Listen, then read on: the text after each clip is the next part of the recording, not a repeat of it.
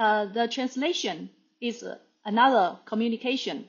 As I learned everything, had my education in China, and now I want to be a tutoring in English. So many English words that I don't understand and I don't know how they are taught here in UK. So I just had to listen to other people, other teachers teaching, and in this progress, it is also a learning and communicating. It is not completely the same with what I learned in China, and but it is not that different. So this kind of communication, that's what I say, that when I watched other people teaching maths in English, what do they care about? What are they talking about? Or how they teach things? What are the important notes, the key points, and what they stress about? I generally think that they don't stress about. And some characteristics that I have found that things that they don't knock on the board, that this is a key point you should remember, like what I learned in China, that this is a point. And there's when I just watch these online courses, these courses don't have bumps, don't have any bumps. They only just like a dead people's blood pressure, don't have ups and downs, don't have high intention and low intention things. That makes these online courses kind of rubbish, will make people boring. So when and also this is one point of them, they don't have bumps. So and it makes it is always like it is a feeding machine. It is feeding information, feeding knowledge to the students, like pigs to feed anything to eat. And the second thing is that they deal with the knowledges very flexibly. That is very different from what I learned in China. Such as when they teach about linear algebra, they would talk about its history and talk about the Enlightenment and talk about other things that makes it so will be distracted by it and not so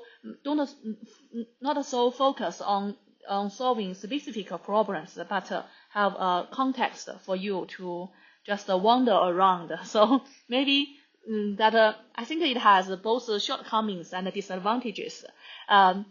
This Western way of teaching maths maybe will wander and wander, then you will be lost. Don't know which is the important of this part.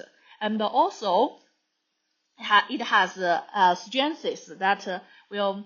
If you really interested in this part, and you can find just like they don't have bumps, just everything is the blood pressure is the same of dead people. Then and if the student is smart, then they can find some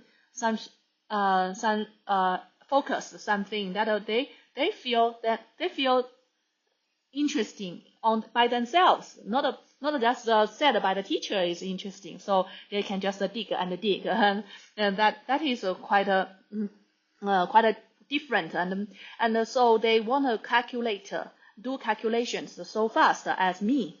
Especially I do calculations like a calculator very, very fast. So